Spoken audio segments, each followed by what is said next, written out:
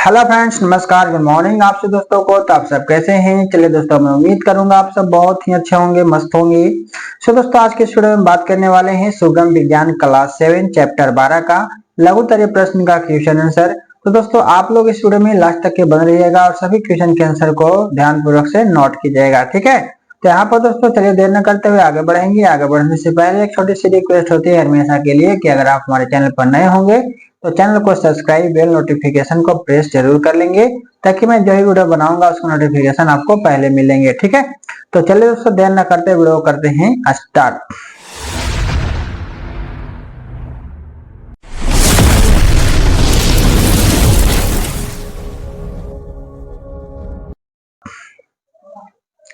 तो यहाँ पर दोस्तों हम चैप्टर 12 जिसमें हम लोग को पढ़ना है पौधे में जनन के बारे में, ठीक है।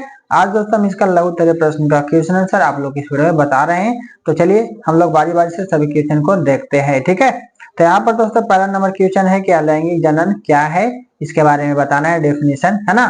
तो अलैंगिक जनन की एक ऐसी विधि है जिसमें किसी भी तरह के लैंगिक संयोग नहीं होता, है ना। इसमें केवल एक ही जनन में नए जीव का निर्माण होता है और युग्मनज का निर्माण नहीं होता है, ठीक है। इसे हम लोग क्या बोलेंगे? अलैंगिक जनन कहेंगे, ठीक है।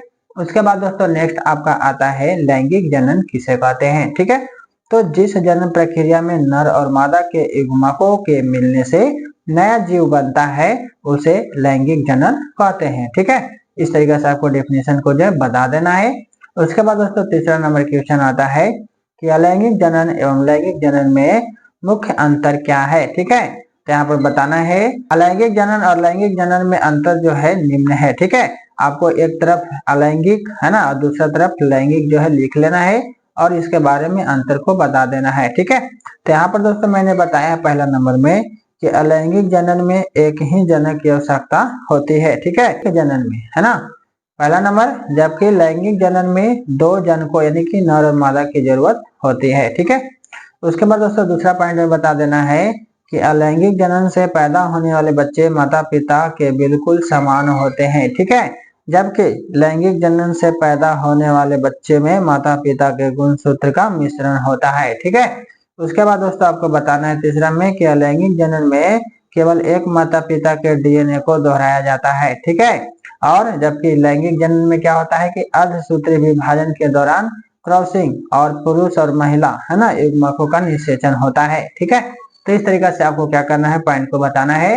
बाकी दोस्तों अब आता है आपका नेक्स्ट 4 नंबर क्वेश्चन कि आलू में कई जनन कैसे होता है अथवा एक आलू से इसके नए पौधे किस प्रकार उगाए जाते हैं, ठीक है। तो इस तरीके से आपको यहाँ पर 2 क्वेश्चन दिया है, तो हमने इसमें बताया है आलू में कई जनन कैसे होता है, ठीक है। तो चलिए जानते हैं। आलू में कई जनन पाया जाता है और आलू का पौधा जो है अपनी जड़ के, है ना, जड़ से कई जनन की प्रक्रिया को पूरा करता है। और कई जनन का अर्थ है वह जनन की प्रक्रिया जिसमें पादपों के क्रमिक भागों की हिस्सेदारी, है ना, होती है। और यह क्रमिक भाग होते हैं जैसे जड़, तना, पत्ती आदि, ठीक है। इस तरीके से मैंने आपको बताया है, आप इस तरीके से लिख लेंगे। बाकी दोस्तों अब आता है आपका 5 नंबर क्वेश्चन कि द्विलिंगी तथा एक लिंगी फूलों में अंतर स्पष्ट करें, ठीक है। तो हमने दोस्तों बताया है एक लिंगी फूल, है ना, यानी पुष्प, और द्विलिंगी फूल, है ना। तो इस तरीके से दोस्तों मैंने यहाँ पे बताया है, सभी को क्या करेंगे आप नोट करेंगे। पहला नंबर, ऐसे पुष्प जिनमें पुंकेसर और स्त्रीकेसर में से केवल एक उपस्थित होता है एक लिंगी पुष्प कहलाता है, ठीक है। द्विलिंगी फूल यानी द्विलिंगी पुष्प, तो जिन पुष्पों में पुंकेसर और स्त्रीकेसर दोनों होते हैं वे द्विलिंगी पुष्प कहलाते हैं, ठीक है। इस तरीके से आपको दूसरा नंबर में बता देना है। और इसका दोस्तों दूसरा में होगा मक्का, पपीता, है ना, ककड़ी और खीरे के जो पुष्प है एक लिंगी होते हैं। किससे होते हैं दोस्तों? एक लिंगी होते हैं।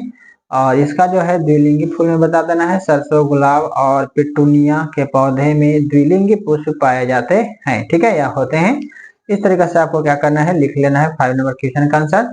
6 नंबर क्वेश्चन दोस्तों की परागन किसे कहते हैं?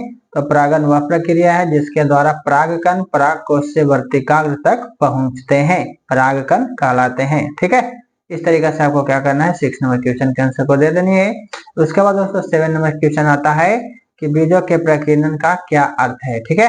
तो बताना है कि पौधे के फल पकने के बाद फट जाते हैं और बीज जो है दूर दूर तक फैल जाते हैं, ठीक है। और इन बीजों के बिखरने को ही बीजों का क्या कहा जाता है, प्रकीर्णन कहते हैं, ठीक है। तो इस तरीके से आंसर आपको बता देनी है 7 नंबर क्वेश्चन का।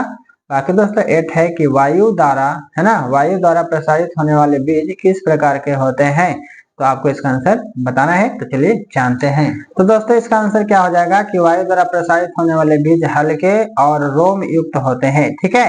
हवा के साथ इन बीजों को जो है लंबी दूरी तक ले जाया जा सकता है। वायु द्वारा प्रसारित होने वाले कुछ बीजों के उदाहरण है इस तरीका से आग जिसको मदार बोलते हैं, सूरजमुखी, है ना, सेहिजन जिसको ड्रमस्टिक बोलते हैं, क्या बोलते हैं, ड्रमस्टिक। और बाद है द्विफल जिसको मैपिल बोलते हैं, सिहपर्णी, हंस के पौधे, कपास के पेड़, है ना, डेलियन, स्वर्ण प्लांट और कॉटन वुड। इस तरीका से सभी के सभी क्या है नाम है। तो आप इसको क्या करेंगे, लिख लेंगे, ठीक है। तो इस तरीके से दोस्तों आपको यहाँ पर जो है क्वेश्चन आंसर खत्म होता है।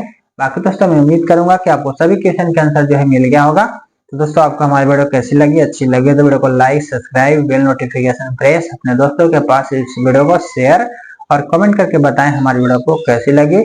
और बाकी दोस्तों जिस किसी चैप्टर का क्वेश्चन आंसर चाहिए आप हमारी वीडियो में कमेंट करें, पहले मैं आपको उसी को प्रोवाइड करूंगा, ठीक है।